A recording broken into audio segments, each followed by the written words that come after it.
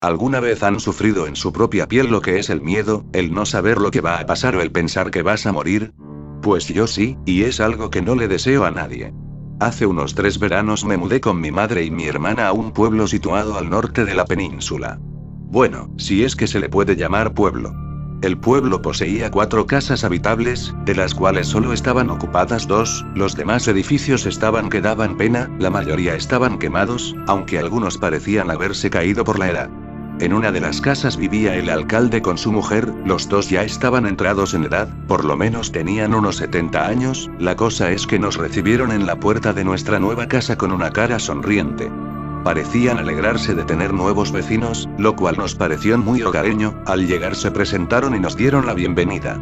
Preguntamos qué les había pasado a las casas del otro lado del pueblo, y ellos nos dijeron que hace unos años se produjo un incendio que calcinó la mitad del pueblo. Cerrando la sonrisa se despidieron y regresaron a su casa. Después de ayudar a mi madre y colocar las cosas en la casa, decidí dar un paseo y descansar. Había sido un día muy movidito, y me pareció relajante ver el pueblo donde iba a vivir. Una vez vistas las 4 casas que no estaban en ruinas, pasé a ver las quemadas del otro lado del pueblo. Las piedras que formaban la acera estaban negras como el carbón. Pensé que habría pasado para que se incendiase todo un pueblo. Seguí avanzando y vi la de tiendas abandonadas, cintas de la policía cercando hogares que un día ocuparon familias enteras. Caminando un poco más, llegué al final del pueblo, pensé que se acababa allí, pero algo me llamó a seguir avanzando por el bosque, no sé, era una sensación extraña, como un impulso. Caminé por unos 5 minutos, hasta toparme con una verja enorme, de la cual colgaba un cartel que decía: "Por favor, váyanse de aquí, esta es una tierra sagrada que nadie nunca deberá pisar".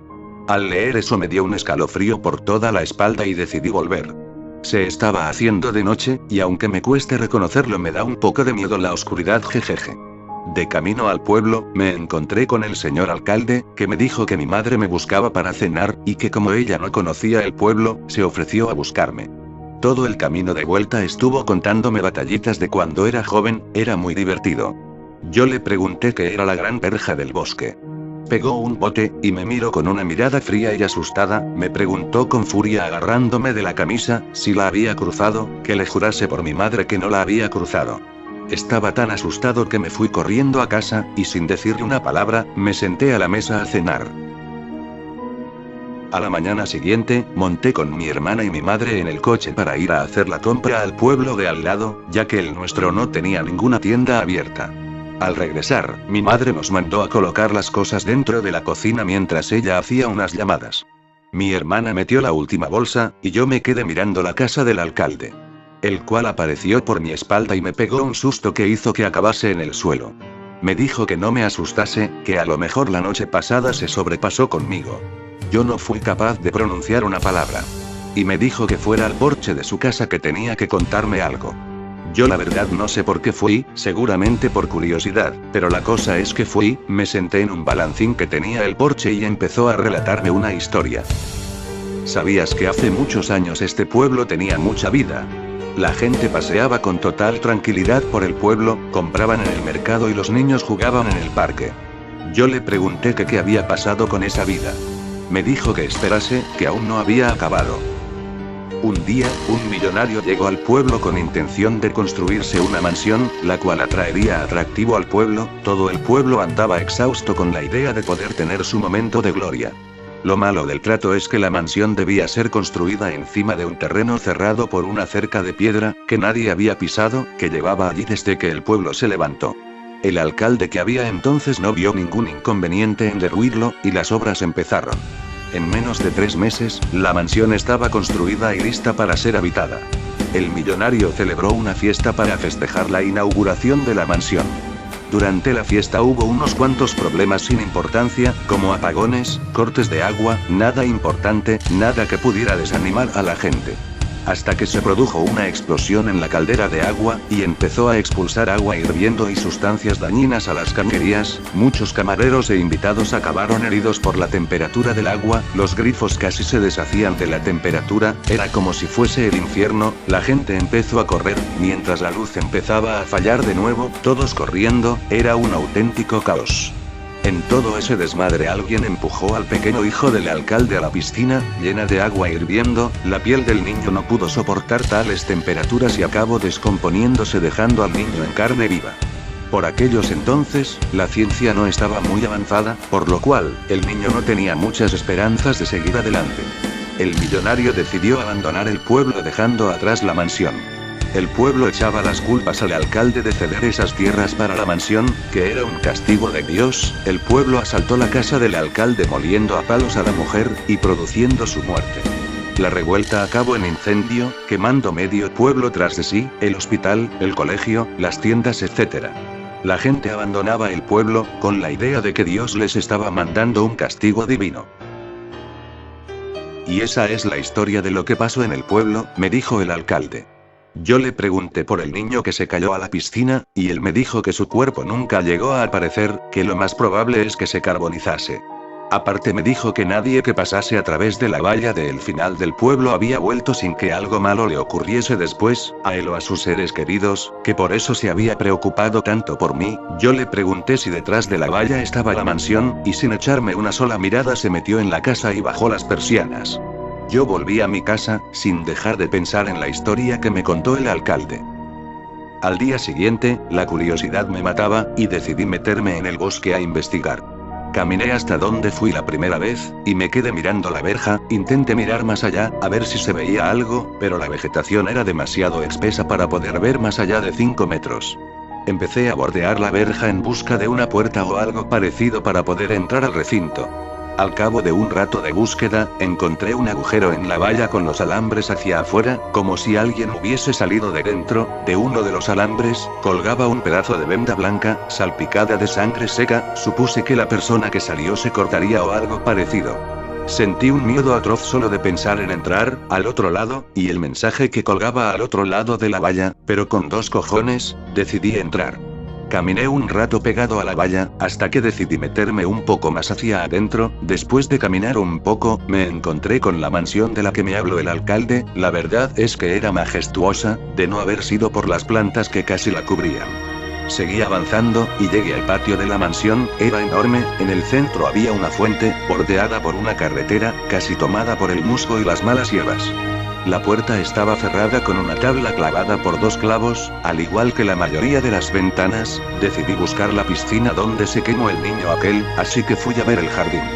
Al llegar al jardín de atrás, hubo algo que me dejó atónito, era la cantidad de cosas que la gente se había dejado aquel día al salir corriendo. Parecía un escenario de posguerra. Me asomé a la piscina y estaba totalmente seca, era de esperar, pero yo aún así esperaba encontrar algo.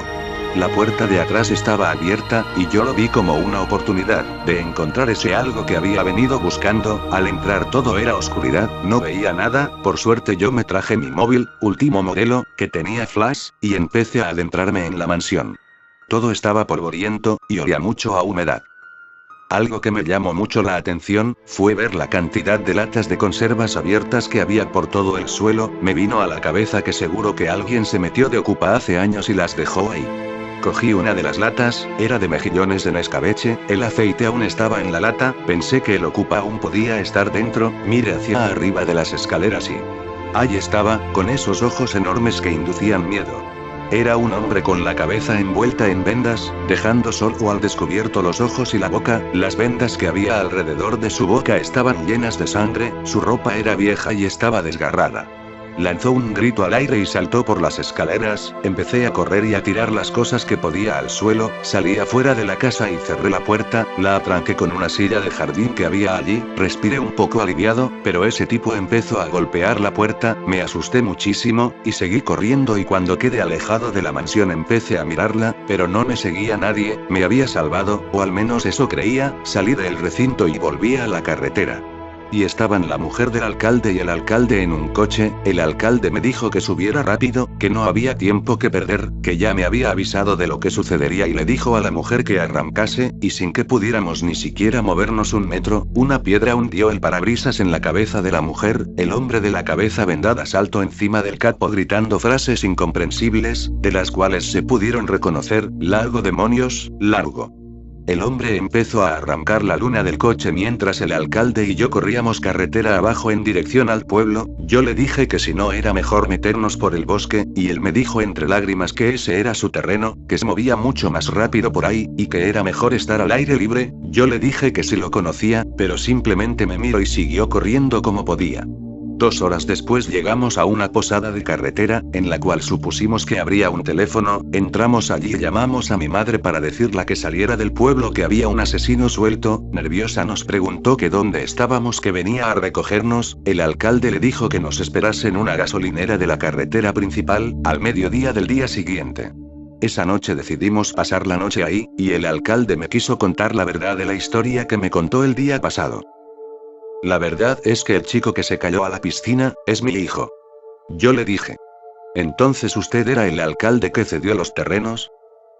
El ruido de un coche nos interrumpió. Me asomé a la ventana, y vi un coche acercándose lentamente a la posada chocando contra una columna. La posadera salió gritando hacia el coche. El alcalde me dijo que si quería que me contase toda la historia. Me senté y continuó. Ese hombre del bosque, es el chico que se cayó a la piscina. Yo me quedé helado mirando al alcalde. Con una voz seca le pregunté. ¿Entonces es tu hijo? Bajó la cabeza y respondió con un vacío sí. Una voz nos desconcentró. Venía de la carretera. Me asomé y el cadáver de la posadera estaba tirado en el suelo, mientras un hombre se acercaba a ella. El alcalde gritó sorprendido. Ese es mi coche, debe estar aquí, nos tenemos que ir, rápido. Salimos lo más rápido que pudimos de la posada, corriendo por una vieja carretera de tierra. Después de andar un rato, un tablón de madera llegó volando de entre los matojos, rompiendo la pierna del alcalde. Momentáneamente, de los arbustos salió el ser de las vendas, se puso delante del alcalde sin ni siquiera mirarme, parecía que solo le interesase él. Empezó a balbucear con una voz ronca. ¿Sabías quién era y no me ayudaste? Mira en lo que me has convertido, soy un monstruo, y con el pie le aplastó la cabeza. Me miró fijamente, agarró el cuerpo sin vida del alcalde y se metió al bosque.